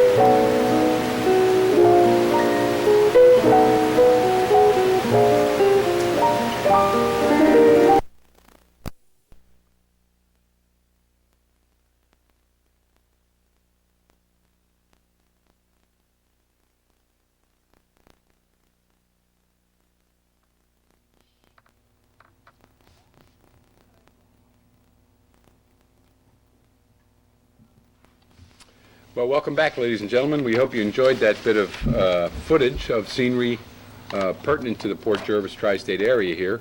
Again, as I said before that clip went on, that was shot by Rich Wilson, and I think he did a great job, and we hope you enjoyed it. Like to mention also, these are some results that have just come into us, and we're probably at about 8 minutes before 11. We'll probably be here till about 11:30 this evening, finishing up. It seems that Art Gray, at this point, is winning. Still has not been declared official at this point, but he seems to be winning. He's already won the towns of Greenville, New Windsor, Marlborough, Esopus, Kingston, and those Ulster County votes are sure important. I don't know if Newburgh's reported in yet or not, but he does seem to have a rather large lead at present over Senator Skirmihorn, the incumbent. Also, I'd like to mention that Ben Gilman has a 4-1 lead, and it'll probably come right through to about those numbers, 4-1, and I'm sure Ben Gilman will be reelected. And we at Access 8 are projecting that Ben Gilman will be reelected again to another term in office. Official projection. His opponent in that race was Eleanor Burlingham. Also, as we mentioned a little bit earlier, Larry Bennett, or no, this is something new, I'm sorry. Larry Bennett in the town of Newburgh has defeated Joan Shapiro. Joan Shapiro has conceded at this point. And it also seems that Mary McPhillips has won again for her assembly seat. And that's been reported to us from over in Middletown. So Gilman is winning and will win. McPhillips has won. Larry Bennett has beaten Joan Shapiro in Newburgh. Andrew Bavona has beaten Bernard Spindell for the court seat position. And I think that gets us right back to Peter, where we broke in before. You were just discussing some things about negative campaigning. Steve, I think the worst campaign in America's history is number 5 there that our cameraman is just zeroing in on now. That was the campaign of 1884 in which Grover Cleveland, our friend from before, came through. It was called by contemporary historians a very low-level affair. And the Republicans had a very nasty campaign and spread the story of Grover Cleveland's illegitimate son. And for our viewers there, that the illegitimate son is pictured next to his mother, Grover Cleveland on the left. The caption, which was it's not on this photograph, but on the original, was discussing the feeling of the child here, and the Republicans made a campaign theme from it, and the quote was, "Ma, ma, where's my pa? Gone to the White House, ha, ha, ha."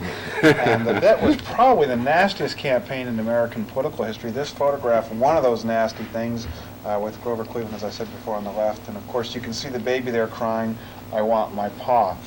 But again, one of the nastiest of all time. The one next to that, the next one over, Rich, is the campaign from 1856, and it shows the intensely hot issues of slavery and abolition that raged between, on the left, John Fremont, who was a Republican candidate for president, and Democrat James McCann on the right. Millard Fillmore, who had been the president before, in the administration before, here tries to calm the factions down. Fremont on the left with a rifle, Buchanan on the left with a knife, ready to kill each other. And the implication, of course, is clear. And only 4 years later, the Civil War would begin. Millard Fillmore's presidency, interestingly enough, this atmosphere of compromise was evident as he created in his presidency the Missouri Compromise of 1850. Our next picture, and it's going to be a little unclear on your screens, viewers, so you'll have to bear with it, is one about Andrew Johnson, who was the only president ever to almost be impeached. They missed the impeachment by 1 vote. However, he took over after Lincoln's assassination, and he intended to be conciliatory to the South and continue Lincoln's policies. And when upon Lincoln's death, when he began these overtures to the South, Thaddeus Stevens was to have said about him, "If something is not done, the president will be crowned king." And so here you can see King Andrew Johnson. King Andy. King Andy the one, yes. How he will look and what he will do. The White House in the background. The lady on the right-hand side is Lady Liberty in chains, bound up. Just very typical of the nasty stuff that has been published about presidents over the years.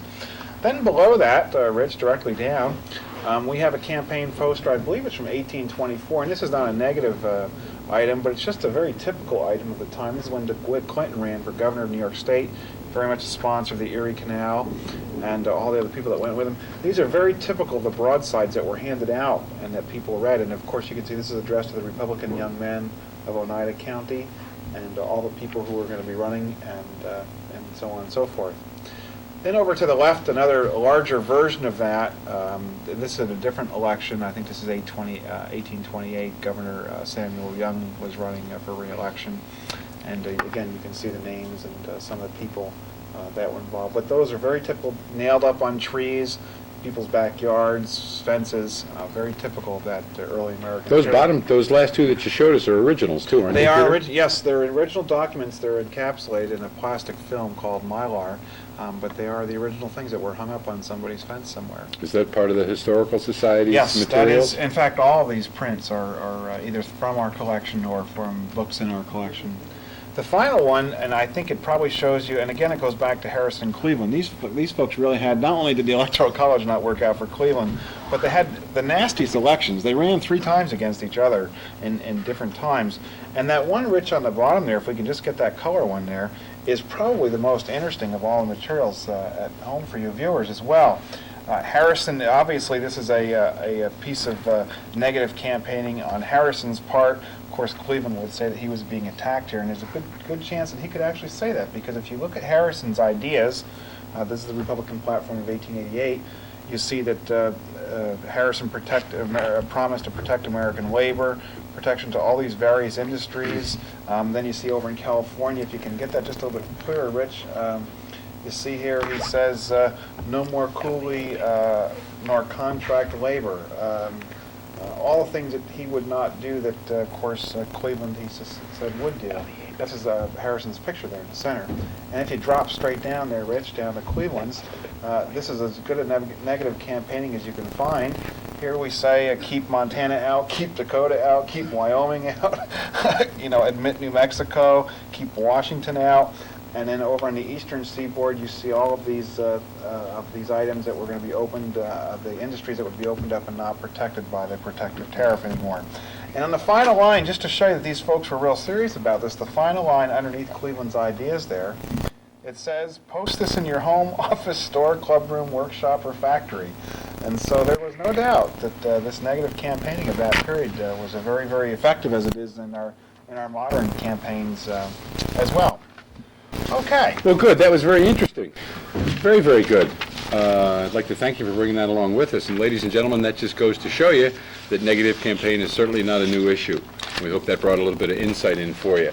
If we could, our cameraman, if we could widen out a little bit and pick up Tom Leake, our city reporter. Tom, you got something new to comment on? Well, it's not city, but it's congressional district. That'll do just as well. I just spoke with Andrew Zarutsky, Mr. Gilman's press secretary and spokesman from the Days in Middletown. As we speak, Congressman Gilman is giving his victory statement and is claiming victory. And I was on the phone and I heard the strains of "For He's a Jolly Good Fellow" play. And Mr. Zarutsky said the congressman is very grateful for all the people who have voted for him. And he's not really happy for himself, but for the people who have supported him and for whom he's worked. And he pledges to do more of the same in the 101st Congress. He was running about 4-1. I'm probably pretty sure that that's about where it ended up. Mr. Zarutsky said between 4-1 and 5-1. They're not quite sure until it's all in. He said they have a packed house there, and it looks like the scene outside the apartment house in Ghostbusters. 3 million people and music playing, and just a good, happy crowd. You know, Steve, while you're talking with Tom here, we're going to go to the congressional elections over the last 4 years, or 4 elections with Congressman Gilman. Maybe, Tom, you could give us the numbers that Congressman Gilman won by this time. Do you have the numbers? I don't have the specific numbers. No. Oh, It's okay. running about 5-1 now. Okay, running 5-1, but if you compare those numbers 5-1 with numbers that we've run in the past, and then we're just getting our camera set up here, you'll see that Gilman's elections before have been very similar to that. For example, we have 1980, he won, you can see there by almost a 4-1 margin. You go down to the next year, Peter Pizer, when he ran against another incumbent congressman when the redistricting happened, the election was much closer at that point, 82,000 to 63,000. But when you go back to Bruce Levine in 1984, you see this enormous 195,000 to 53,000 surplus. And then we don't have the numbers for 1986, but he won impressively against Eleanor Birmingham, and apparently has done the same by a 4-to-1 margin tonight against Eleanor as well. Excellent. We just have a new update that we'd like to share with you, and this is on the state senate race, Gray against Schermerhorn. It seems that as of 11 p.m. this evening, ladies and gentlemen, that Gray, E. Arthur Gray, the mayor of Port Jervis, is on his way to a resounding victory as the New York State Senator, defeating the incumbent Richard Schermerhorn. It seems to be running about 2-to-1 against Schermerhorn all over the district. In some wards, 95% of the registered voters in some wards, 95% of the registered voters have turned out. It seems that in Port Jervis, approximately 95% of the registered voters turned out locally here in Port Jervis.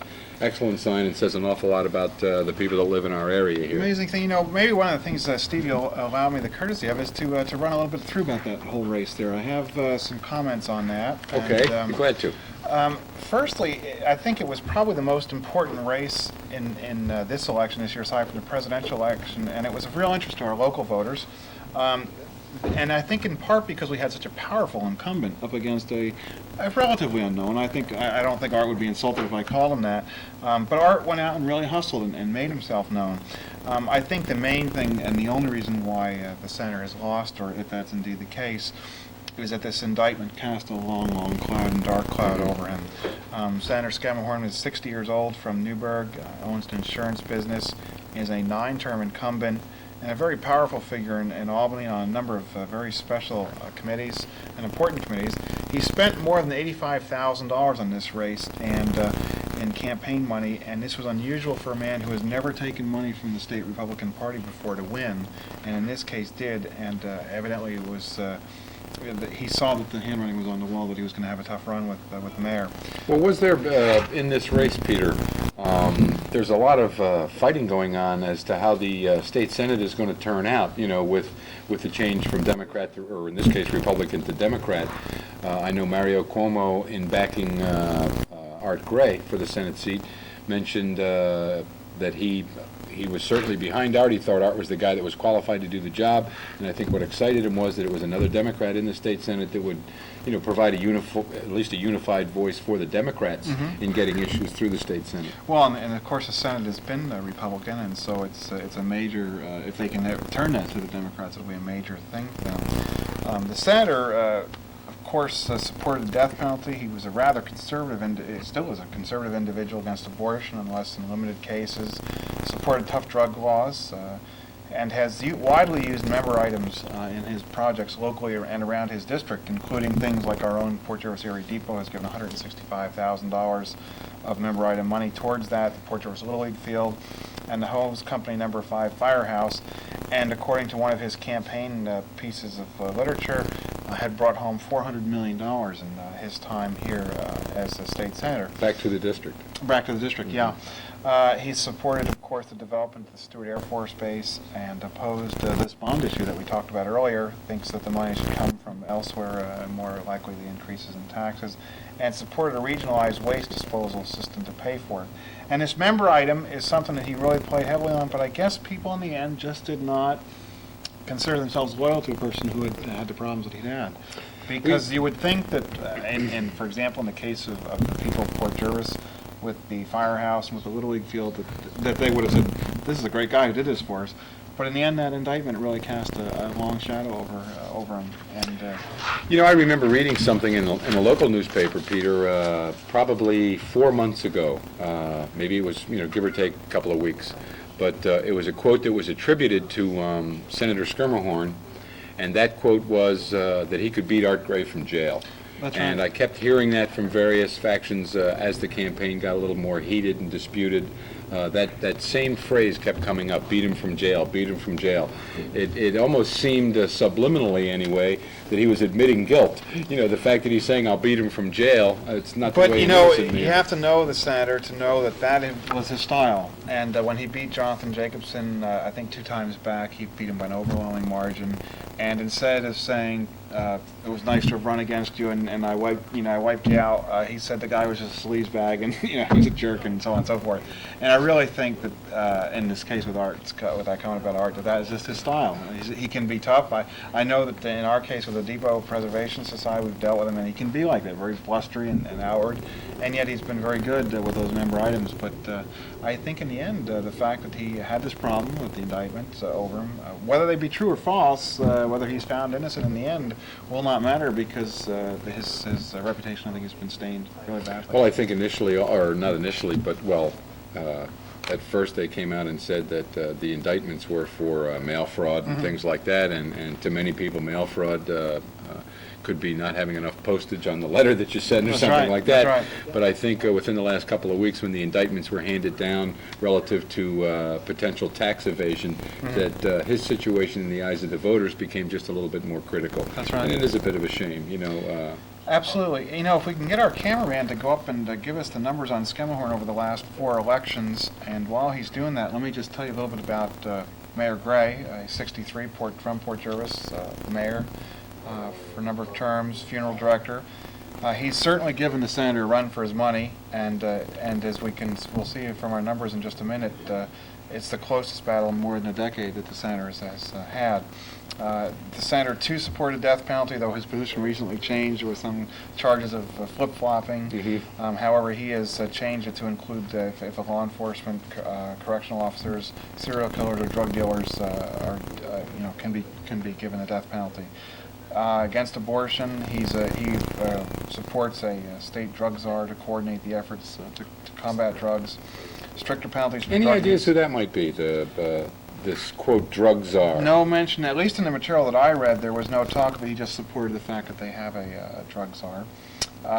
He feels that these member items are kind of an interesting thing. He felt that they were good, but they should not be used politically, and he charged that Skemmelhorn had promised to obtain money for projects that he wasn't sure he was going to be able to get. And then, of course, he has brought $30 million worth of economic development monies during his term here in the mayor through a number of federal and state programs, and has been involved with a lot of regional and national organizations. Had a marvelous resume when you read it in the campaign literature. He supported the bond issue and supported recycling, and that the state should take a lead role in waste management. If we can just get our cameraman up there to give us those numbers on Senator We can get the Skemmelhorn. floor camera. Can we get a floor operator? Here we go. Just run through that, because it's kind of interesting to see how the senator has done over the years, and what a shock this election would be. I know that the polls were very much showing that it was a close race, but when you consider all the past elections, how wide his margin was, it is really incredible that Art has come around and beaten him not only in a close election, but on appears to be a large margin. And we're going right now to the senator's. We're getting a little roll on the camera, I noticed. Okay, we're going to the senator's numbers over the last 4 elections, just to give you an indication of where it's gone. As you can see, There we got it now. 1980. If you just scoot over there, you can see 2-to-1 margin. When you go down to the next election, Skemmelhorn and Jonathan Jacobson, again almost a 2-to-1 margin. Down again when he fought Jacobson again in '84, not quite as large a margin. And when you go down, Richard Randazzo, we don't have the numbers on that one, but we know that Skemmelhorn won by a large margin. And apparently tonight, Arthur Gray has won by a 2-to-1 margin, though we don't have an official count on that yet. There you can see the 2 candidates. Of course, Dick Skemmelhorn, born in 1927 in Albany, has a bachelor's degree in business administration, military career, was an insurance person over in New Windsor, married, a number of children, Presbyterian, and has been a state senator for quite a long time.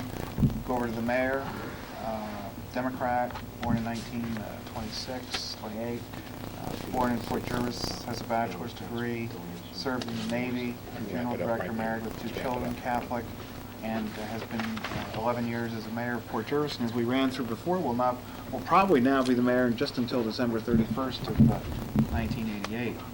Maybe if you can, while we're up there, Rich, go over to the Mary McPhillips election there. Mary has won too by a large margin, and you can see that she's a 3-term incumbent,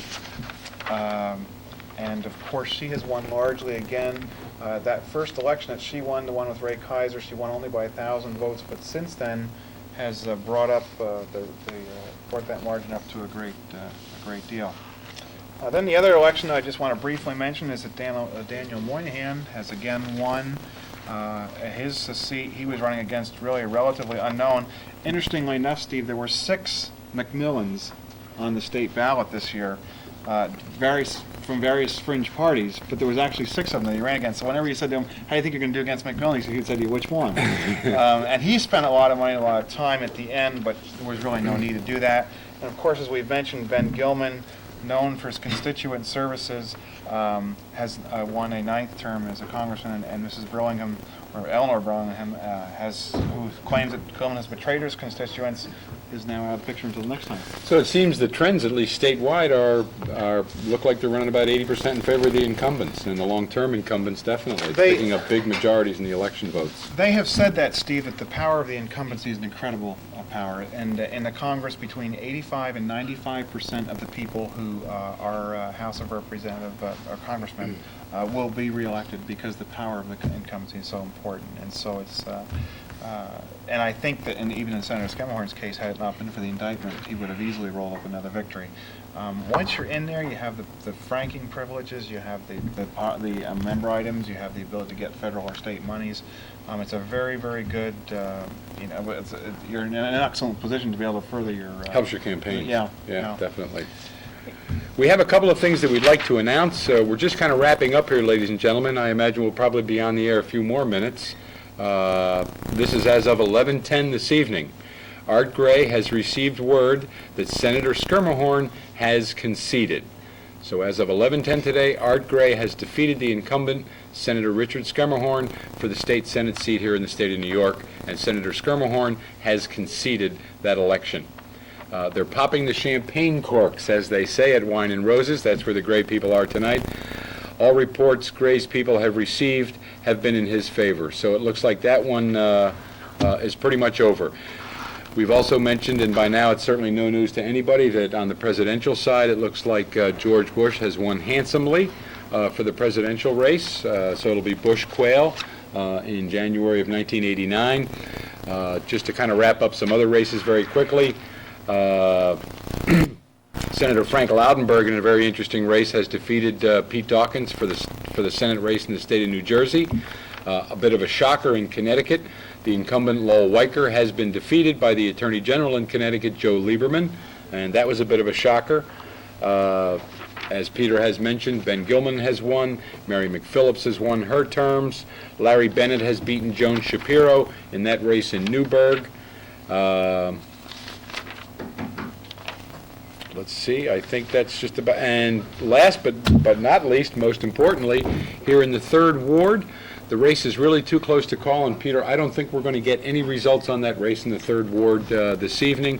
There was, it was reported to us anyway, that Dick Roberts had the two voting machines in the 3rd Ward impounded because of mechanical functions, and there was some questions as to the location of the paper ballots while that machine, or those machines, were down in the 3rd Ward.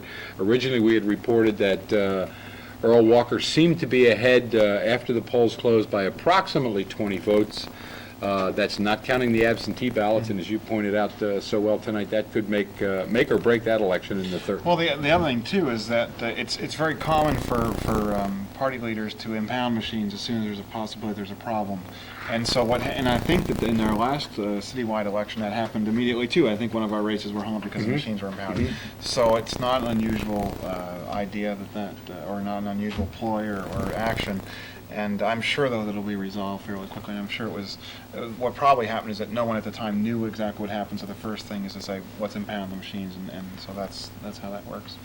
You know, Steve, I'd like to make a couple comments on the presidential election. And then some final thoughts. Sure, now we can on wrap up, yeah. Our election here.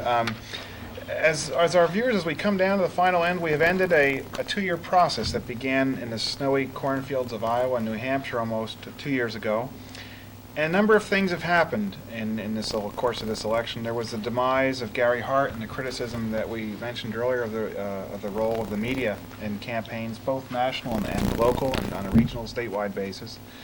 There was the rise of Jesse Jackson, and no matter what your feelings were about Jesse Jackson in terms of his being on the ticket, he had an incredible impact, and in fact, Michael Dukakis may have lost in part tonight because the black vote didn't turn out because of the bad feelings between Jackson and the Democratic Party. There was, tonight, as you saw, the passing of the torch from Ronald Reagan to George Bush, in contrast with the style of the management style that Dukakis thought he could bring, and that the new thinking that he would bring to the office. During these 8 years of the Reagan presidency, there has been a vastly altered American political landscape, and I think essentially what the Reagan era has showed, no matter what you feel about him as a president, is that Americans can have a strong president again, that the days of a president that vacillates or a president that cannot get things done, that indeed there is a time and a place, and that there is a possibility that strong presidents can run our nation again. I think we've changed the way we view ourselves over the last 8 years as a nation, and certainly the world has changed its views about how it feels about us. And I think that we have had one of the most effective presidents since Johnson in getting his legislative programs passed and through the Congress. Of course, George Bush wrapped himself in the Reagan legacy, declared it, and I hope it's true, that he will be known as the education president and an environmentalist. That he was the man who could press on with the Reagan legacy, and that also that he was of the mainstream and would continue to provide peace and prosperity. And though his vice presidential candidate was a somewhat controversial choice, he did look to the future with that man of the new baby boom generation. And of course, of Dukakis, his thoughts were that the Reagan legacy had left many behind and that the best of America was yet to come. And he, as he admitted near the end, was indeed a liberal, and that, in his own words, should not have been a negative label. He was also concerned with the environment and education. His thoughts about how to finance education were excellent. And he looked, I think, with a good mind to the private and public sectors for the solution of national and regional problems. And another interesting thing about the Dukakis campaign is that he and Benson, with the Texas-Massachusetts connection, tried to relive the Kennedy-Johnson winning ticket of 1960. And his pick of one of the most respected members in the Senate really added a great deal of respect to his ticket. And certainly, I think, in the eyes of the nation, Lloyd Benson really went up quite a few notches. Let me make some final comments about tonight and about this election. Great. Firstly, I have to express my appreciation and all of our appreciation to all the people who put this together tonight. I think the cameraman, the light guys, I mean the sound, all these folks Round of applause did for a the marvelous, crew. Great job, marvelous Mike. job.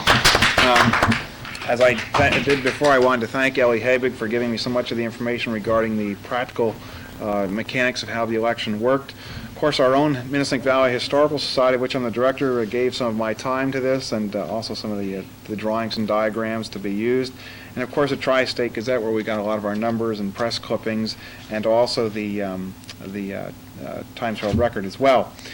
My final thoughts for this evening, as we close our election coverage and as we close another chapter in American history, is that almost 100 million American citizens went to the polls today to vote. However they voted, they went. And for the 51st time since George Washington's election in 1789, America will make a democratic and peaceful transition of its national government. And no matter what you say about the other candidate, two fairly qualified candidates came through this whole entire 2-year primary process and got to the very end. And while the press played an increasingly greater role through its polls and projections, which I suppose made for better elections, we the voters are the ones who made the very big difference.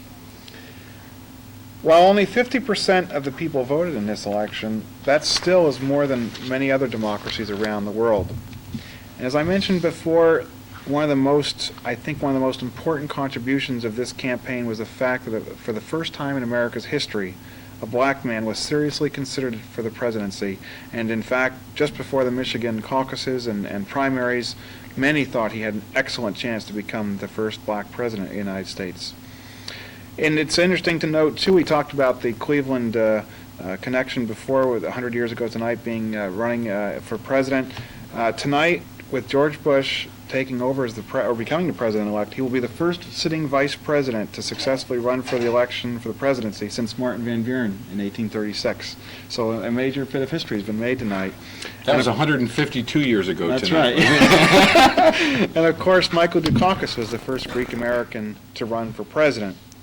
And with all the problems with our system, with the polls, with all the things that we've encountered and talked about tonight, the system has worked. And for that, I think we as a nation and as a people need to be grateful. And as Steve said earlier, we would certainly encourage viewers to vote and participate in our government in the future. And my final comment about tonight and about our election process, and that is that if we fail to participate in our government and fail to get ourselves involved in government, we almost certainly will find ourselves as Europeans did 50 years ago, when the Nazi Holocaust began, and in fact tomorrow night begins the 50th anniversary of Kristallnacht, when ruthless criminals came to power because the people would not get involved in government and did not stop Hitler and Mussolini and people like that from getting into office. And so in closing, we would encourage you all to participate and hope to be back again next year too as well. Well, I'd like to thank you, Peter, for the great job you did tonight, for the wealth of information you brought along.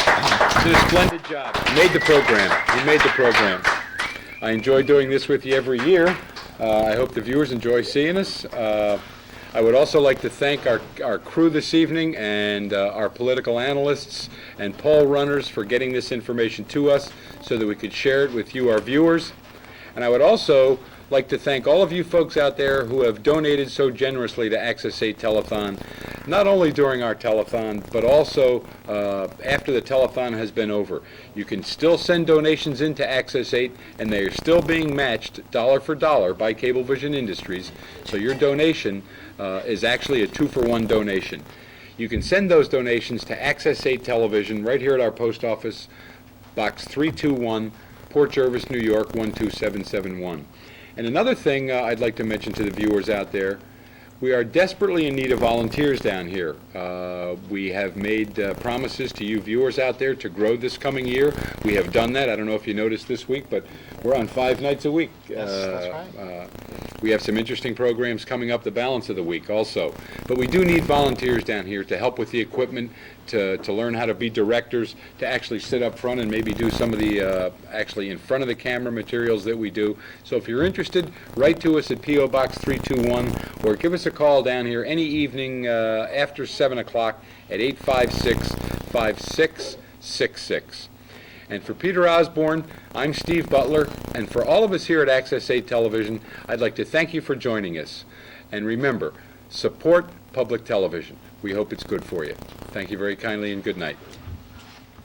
Good job. Good job.